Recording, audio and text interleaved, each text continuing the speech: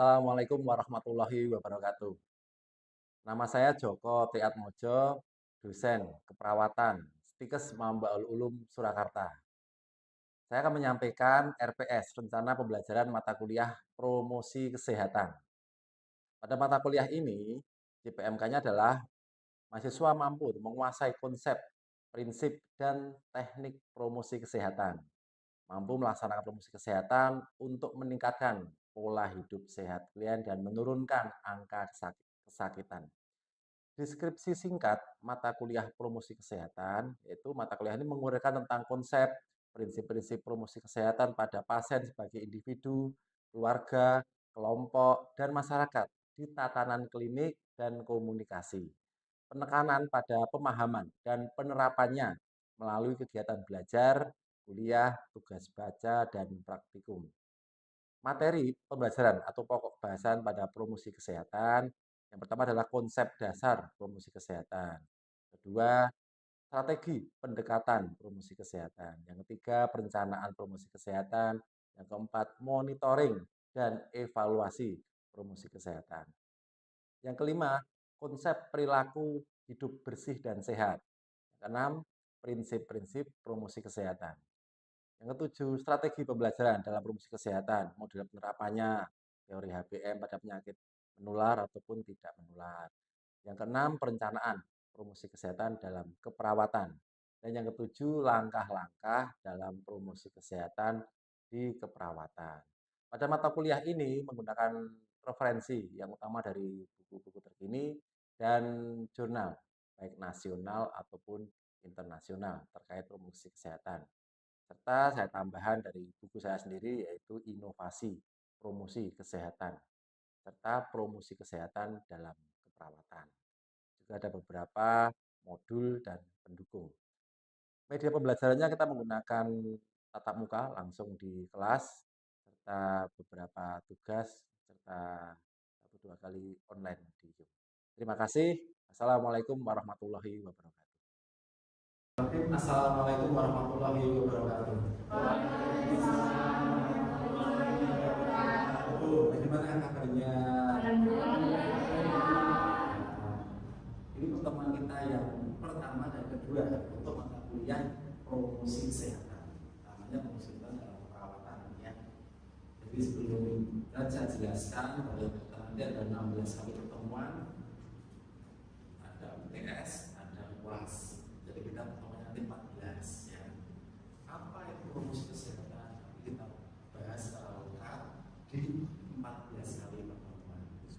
Kalau pertemuannya nanti bisa dengan tatap muka, bisa juga kita dengan online di Zoom, termasuk diskusi dan penugasan. Nah, cara penugasan dulu. Targetnya kita di pertemuan kita hari ini, ya. Jadi pertemuan pertama terkait promosi kesehatan. Nanti kita akan membahas dulu tentang apa itu promosi kesehatan. Jadi lihat PR-nya di pertemuan pertama kedua, dan kita nanti kontrak dulu, kemudian menjelaskan pengertian promosi kesehatan, upaya promosi kesehatan, kemudian area tindakannya, pengertian upaya area yang termasuk membangun kebijakan hidup, menciptakan lingkungan kesehatan dan pemberdayaan. Di promosi kesehatan itu utamanya adalah pemberdayaannya. Kemudian nanti di akhir materi saya akan berikan materinya sekaligus nanti untuk bahan pembelajaran berikutnya di pertemuan 2, 3, dan seterusnya. Topik mata kuliah pada hari ini nanti terbatas dulu sesuai di tujuan kita, yaitu konsep dasar di promosi kesehatan. Terkait promkes, saya bersama tim juga membuat buku tentang inovasi promosi kesehatan dalam perawatan. Ini buku baru yang diterbitkan dari awal tahun ini. Jadi nanti bisa dipakai untuk tambahan pegangan, tambahan literatur bagi kita semua.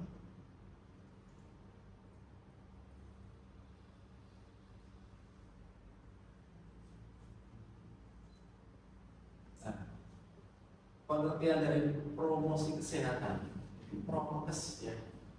Prokes itu proses yang mengupayakan individu dan masyarakat untuk meningkatkan kemampuan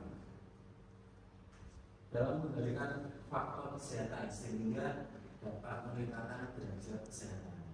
Jadi utamanya kata kuncinya adalah mengupayakan individu atau kelompok serta meningkatkan kesadaran untuk meningkatkan derajat kesehatan. Jadi bukan berarti promosi kesehatan itu mempromokan tentang kesehatan seperti promosi apa, promosi rokok, promosi makan, dan maksudnya promosi kesehatan pada akhirnya pemberdayaan. Di dalam proses pemberdayaan nanti jika ada hal-hal yang ditanyakan atau Anda masih bingung, itu bisa langsung langsung ditanyakan ya. Kemudian tujuan, jadi dari tujuan promosi kesehatan itu apa? Ya, mengurangi perilaku negatif dari kesehatan, misalnya mengurangi perilaku merokok, mengurangi kebiasaan ya minuman keras atau makanan yang tidak sehat. Kemudian mencegah meningkatnya perilaku negatif di kesehatan, yaitu bisa mencegah peningkatan perilaku yang kurang baik, kurang sehat. Misal bisa contohkan ada pergaulan bebas atau hal yang lain, serta meningkatkan perilaku positif. Nah, mendorong kebiasaan olahraga. Olahraga ini penting bagi kita, namanya dari tenaga kesehatan atau calon tenaga kesehatan. Bagaimana salah satu di promosi kesehatan itu bisa menerapkan olahraga itu jadi kebutuhan atau gaya hidup. Jadi tidak olahraga menjadi hal yang biasa bagi kita. Jadi kalau olahraga itu menjadi kebutuhan bagi kita, seperti halnya kita makan, minum, kita pakai baju, itu menjadi hal yang pokok dan menjadi gaya hidup kita. Itu tenaga kesehatan, utamanya perawat, harus bisa menerapkannya dan bisa menjadi contoh bagi masyarakat sekitar.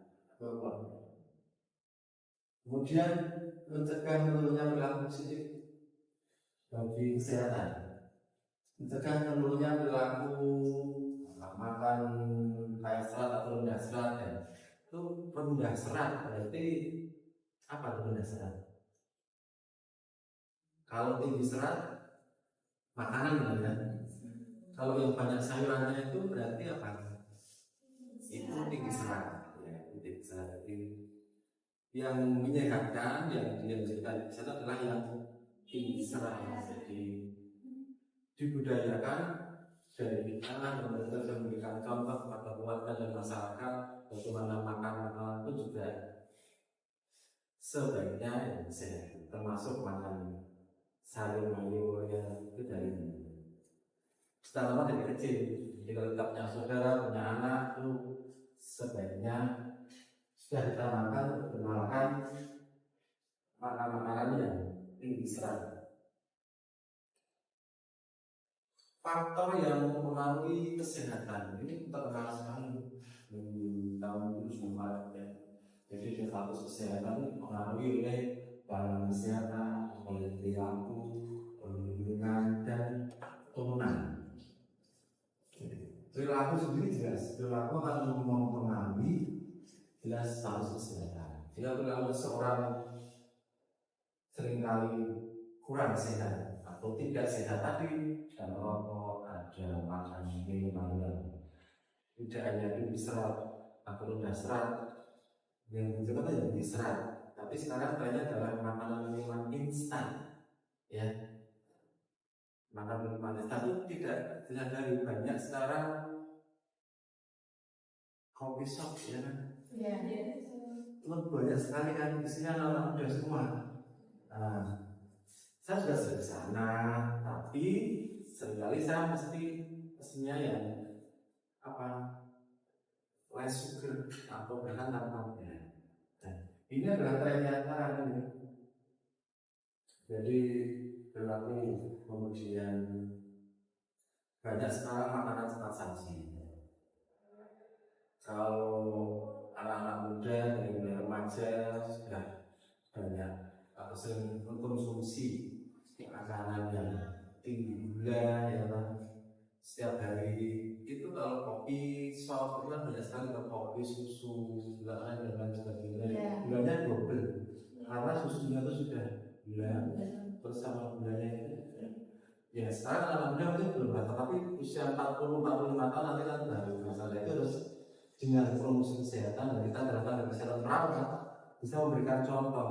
Jadi boleh, tapi diimbangi dengan aktivitas fisik, diimbangi dengan olahraga, atau dibatasi gulanya dalam tidak setiap hari. Kalau setiap hari ya aktivitas fisiknya, olahraganya juga harus kuat. Itu adalah yang kemudian ada pula yang lingkungan fisik, sosial, ekonomi, budaya itu juga sangat berpengaruh terhadap status kesehatan. Ada beberapa yang lingkungan fisiknya, lingkungan fisik di perumahan ataupun di konsep yang sosial ekonomi yang kurang, itu pasti berpengaruh pada status kesehatan. Jadi kebersihannya kurang, bagaimana kebutuhan airnya, ya, air bersihnya, bagaimana MCK-nya, itu juga sangat berpengaruh. Serta pelayanan kesehatan juga berpengaruh besar pada status kesehatan. Pelayanan kesehatan yang baik, ya, pelayanan kesehatan dasar atau primer dan lanjutan itu juga sangat berpengaruh. Di suatu daerah yang terpencil sulit mengakses pelayanan kesehatan yang mesti bisa tertolong dengan layanan kesehatan, tapi agak jauh atau terlalu tidak sampai ke layanan kesehatan juga menjadikan status kesehatannya juga berkurang. Misalkan kalau di tempat yang banyak fasilitas kesehatan, banyak check up-nya, hipertensi bisa sering check up dari puskesmas, dari praktekan lebih mudah bisa dikontrol. Tapi kalau udah akses kesehatannya jauh itu juga kurang. Tapi alhamdulillah kita di tempat kita, khususnya di Jawa, di Solo, karena kesehatan bisa diakses dan dekat. Serta keturunan itu memang ya salah satu yang paling status kesehatan. Keturunan penyakit apa saja yang bisa diturunkan? Diabetes mellitus, apalagi asma, TBC yang menurun, asma menurun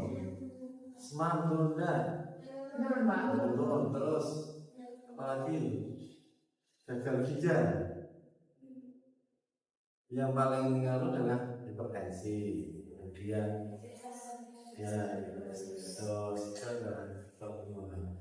bukan berarti seseorang yang ayahnya itu sudah hipertensi, anaknya hipertensi, ya tergantung. Makanya pentingnya kita mempelajari promosi kesehatan, utama dalam perawatan, itu adalah untuk menurunkan atau mencegah resiko supaya keturunannya itu tidak mudah atau dapat mencegah tidak menjadi lagi hipertensi ataupun asam urat ataupun dengan menjaga pola hidup sehat. Pola hidup sehat tentunya salah satunya tadi makanan minuman, yaitu menjadikan olahraga itu menjadi kebutuhan bagi kita, jadi gaya hidup. Jadi tidak sedino olahraga rasanya kurang, dan olahraganya itu disesuaikan dengan kemampuan kita masing-masing, sesuaikan dengan kemampuan individu dan tempatnya. Jelas sampai di sini? Jelas, Pak. Datanya Pak, sampai di sini.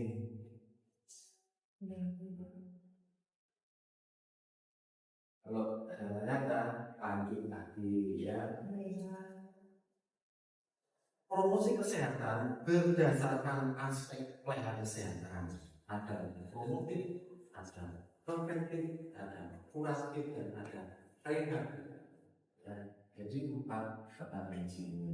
Jadi mungkin ya tentunya kita memberikan edukasi, memberikan pendidikan kesehatan juga pada orang-orang yang sehat ya.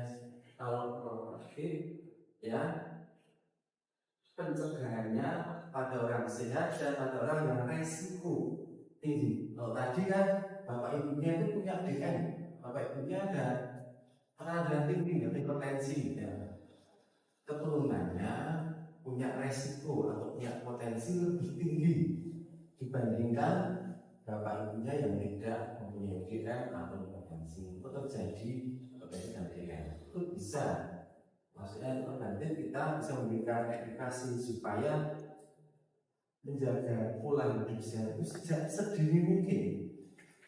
Saya misalkan orang tua saya hipertensi punya, tapi harus dibatasi makan minumnya juga harus mengurangi darah, ya kan, kemudian olahraga, tidur malam banget, ya kan, tidak merokok dan tidak minum alkohol, seperti itu.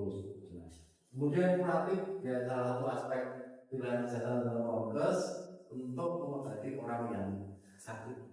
Kemudian ada rehabilitatifnya, yaitu merehab pasien yang berjasa sembuh. Ini dihafalkan ya, positif, negatif, kuratif, dan rehabilitatif. Ada pertanyaan sampai sini apakah yang belum paham? Belum paham. Ya, nah, siapa namanya? Belum ada. Oke.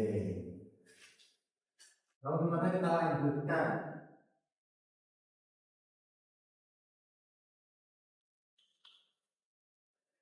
Jadi untuk pertemuan hari ini utamanya adalah konsep-konsep promosi kesehatan harus ditanamkan benar, dihafalkan serta dapat langsung diaplikasikan.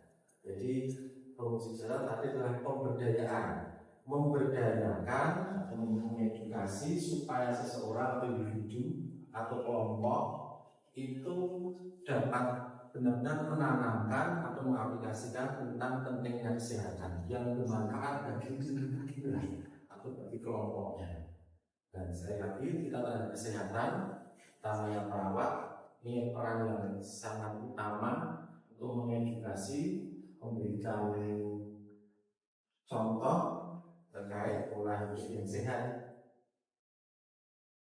di keluarga atau di lingkungan di rumah atau di masyarakat. Nah, nanti setelah kita selesai, kita akan bagikan e-booknya tentang inovasi promosi kesehatan dalam perawatan. Nanti bisa dipelajari. Kemudian dalam pertemuan kedua, kita akan membahas lebih lanjut sesuai di RPS yang akan saya bagikan. Terus kamu juga nanti di rumah juga baca RPS-nya, juga baca bukunya, serta modul yang saya berikan. Kita pembelajarannya supaya lebih interaktif. Jadi nanti Anda baca dulu, kemudian saya juga bahan-bahannya saya berikan. Itu untuk hari ini, apakah ada yang perlu ditanyakan? Silakan. Ya.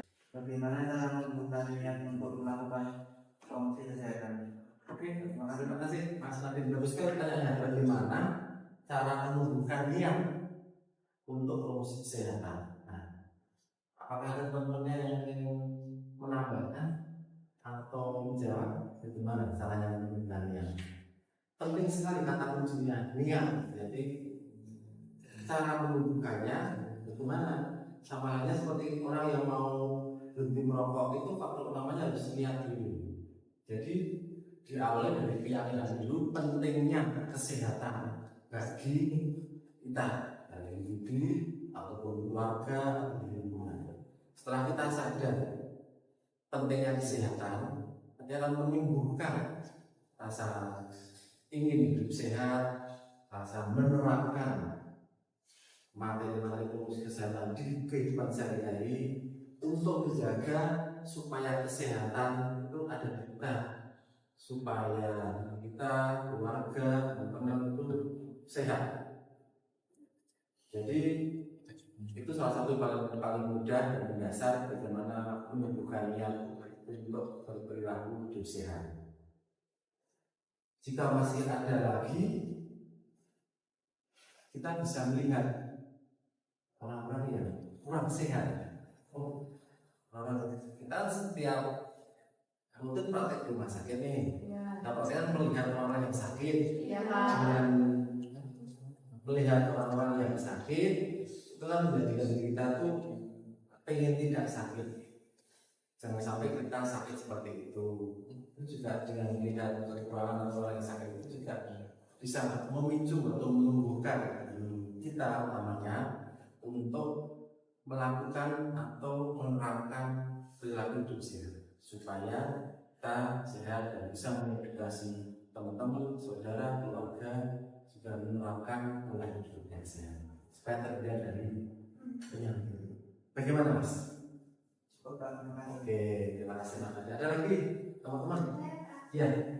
Aspek pelayanan kesehatan berdasarkan kasus itu bagaimana ya? Oke, Mbak Zuli, terima kasih pertanyaannya. Ini kan tadi ada 3 aspek yang empat aspek ya, promotif, preventif, kuratif, dan rehabilitatif. Seperti apa sih contohnya? Ada yang kuratif itu, ada yang orang sakit, kalau yang ada orang sehat kan jelas tadi coba udah masih tadi. Kemudian yang preventif itu yang tadi yang berisiko, ya kan, yang sehat dan yang berisiko untuk jadi sakit. Kalau yang kuratif yang sudah sakit, kalau yang rehab yang setelah rehabilitasi itu harus menjadi sakit. Kuratif sendiri berarti kan orang yang sudah sakit itu cukup hati, kemudian juga diberikan pengetahuan supaya motivasi sehatnya itu muncul dengan kuat, supaya misalkan mana tadi sakitnya itu ada atau akibat perilaku yang kurang sehat sebelumnya, dengan dia sakit diobati sekaligus juga diberikan tentang pendidikan kesehatan untuk menumbuhkan kesadaran supaya pada saat sakit itu benar-benar dia mau mengikuti terapinya, mau mengikuti pengobatannya supaya nanti bisa sembuh dan sembuh tidak mengulangi jika tadi sebelumnya itu melakukan atau pola hidupnya itu kurang sehat. Misalnya tadi ada yang merokok, ada yang dietnya ada tekan, tidak mematuhi aturan dietnya, apalagi untuk penyakit-penyakit yang tidak bisa disembuhkan. Misalnya tadi dia harus minum obat terus, atau hipertensi minum obat terus, itu kan saat ini sakit diobati sembuh, tapi setelah sembuh direhab terus besok rela lagi karena mengulangi lagi perilaku hidupnya. Harusnya diabetes mellitus kan mengurangi gula, ya kan, dia tetap makan banyak dan kontrol, kurang olahraga, akhirnya mudah hilang, mudah bangun. Jadi bagaimana kita sebagai perawat juga harus bisa menerapkan konsep dan aplikasi dari rumus kesehatan itu pada saat di kuratifnya, di pengobatannya. Itu Mbak Juli? Jelas? Ada teman-teman yang menambahkan? Sudah? Oke.